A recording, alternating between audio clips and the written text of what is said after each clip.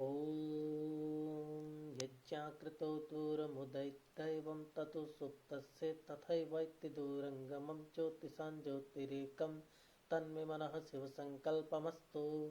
ओम नमस्ते जी। संवेगों के विषय में भौतिकवादी दृष्टिकोण के बारे में आज हम बात करेंगे। हम मानसिक संवेगों के प्रकरण में देख आए हैं कि जेम्स तथा लैंग के सिद्धांत के अनुसार संवेग मन का गुण नहीं है, तंत्र का गुण है। संवेग क्या है? भौतिकवादियों के कथनानुसार संवेग केवल शरीर में हो रहे परिवर्तनों की अनुभूति का नाम है। उनका कहना है कि जब हमें भय लगता है तब वास्तव में भय मन से उत्पन्न नहीं होता, शरीर में ही कुछ परिवर्तन होने लगते हैं। उन परिवर्तनों की ही भय कह देते हैं। उदाहरणार्थ, हमारे सामने शेर आया, शेर को देखकर शरीर में यकायक एक प्रतिक्रिया होती है जिसके परिणाम स्वरूप हम अपने को बचाने के लिए भागने लगते हैं। शरीर में ये सब परिवर्तन ही भय कहलाते हैं। जितना हम भागते हैं उतना ही भय बढ़ता जाता है। रुककर खड़े हो जाएं तो भय ही जाता रहता है। भौतिकवादियों का यह भी कहना है कि जिसे हम भय कहते हैं वह तब होता है जब गुर्दे के पास की अधिवृक्क ग्रंथियों में से उनका स्राव निकलने लगता है।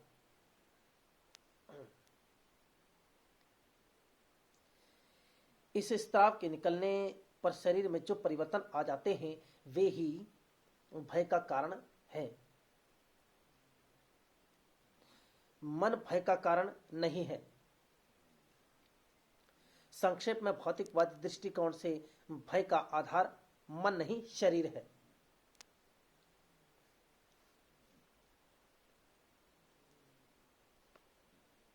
संवेगों के संबंध में अध्यात्मवादी आपत्ति। संवेगों के विषय में भौतिकवादियों का जो कथन है वह वहां तक ठीक है जहां तक हमारे सामने कोई उद्दीपक हो, परंतु जब हमारे सामने कोई उद्दीपक ना हो तब संवेग क्यों उत्पन्न हो जाता है। उद्दीपक हो तो उसकी अनुक्रिया हो सकती है। शेर सामने हो तो गुर्दे की अधिवृक्क ग्रंथियों में से स्राव निकल सकता है। इस स्राव की अनुभूति को भय का नाम दिया जा सकता है। परंतु अगर उद्दीपक ही सामने ना हो, उसका वर्तमान में कोई अस्तित्व ही ना हो, तब उसकी अनुक्रिया तो नहीं हो सकती।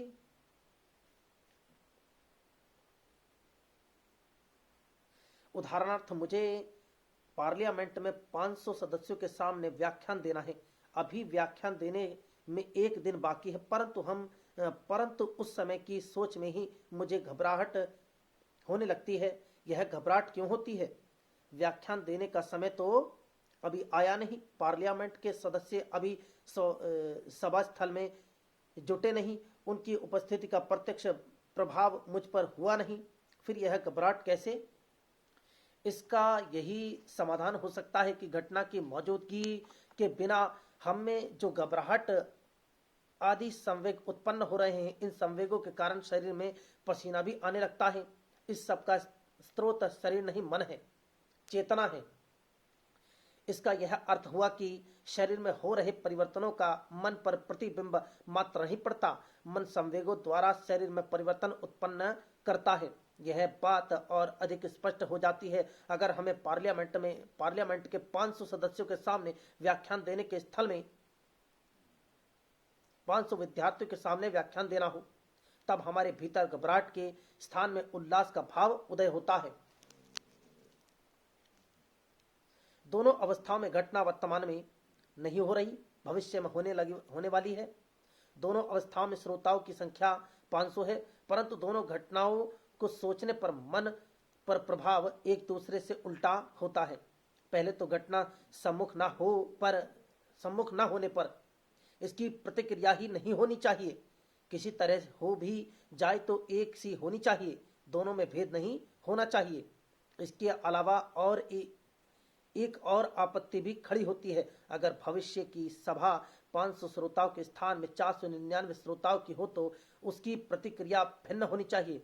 अगर संख्या 498 हो तो उसकी प्रतिक्रिया और भिन्न होनी चाहिए, क्योंकि उद्दीपक के बदल जाने पर अनुक्रिया का बदल जाना जरूरी है, परंतु ऐसा होता नहीं। इससे स्पष्ट है कि संवेग का कारण शरीर न होकर मन है, चेतना है। भौतिकवादियों का कथन है कि भय आदि संवेग शरीर की ग्रंथियों के स्त्राव का परिणाम होते हैं। संवेगों का आधार मन या चेतना नहीं है। कल्पना कीजिए कि मैं डर रहा हूं और भौतिकवादी के अनुसार इस डर का कारण गुर्दे के पास की अधिवृक्क ग्रंथियों का स्त्राव है, परंतु इस स्त्राव की तो कुछ मात्रा होगी। कल्पना कीजिए कि जब मैं डर रहा हूं तब स्त्राव की जो मात्रा है उसे का नाम दे दिया गया। जितना का मात्रा के स्त्राव से मुझे डर लग रहा है, अगर उससे दुगना डर लगे तो स्त्राव की मात्रा दुगनी अर्थात 2 का हो जानी चाहिए। अगर उससे आधा डर लगे तो स्त्राव की मात्रा आधी अर्थात का हो जानी चाहिए। परंतु डर की मात्रा तो घटती बढ़ती रहती है। बहुत ज्यादा डर, उससे कम डर, उससे कम डर, इस प्रकार डर की मात्रा में ही अनंत भेद हो सकते हैं। तो क्या डर की हर एक मात्रा के लिए एक एक ग्रंथि है? डर अनंत हो सकते हैं। ग्रंथियां शरीर का अंग होने के कारण शांत रहेंगी, अनंत नहीं हो सकती। डर की जितनी मात्राओं के लिए शरीर में ग्रंथियां मौजूद हैं, उन मात्राओं से डर की जो अधिक मात्रा है उसका कारण कौन सी ग्रंथियां हैं? इसके अतिरिक्त डर की मात्रा क्वांटिटी ही अनंत नहीं, डर का गुण क्वालिटी भी अनंत है। कभी डर से घृणा पैदा हो जाती है, कभी घबराहट, कभी आतंक, कभी हैरानी, कभी जी बैठना, नाना प्रकार से डर अपने को प्रकट करता है। हर प्रकार के डर के गुण के लिए अलग अलग ग्रंथि माननी पड़ेगी। जो संभव है, जो असंभव है, जो संभव नहीं असंभव है,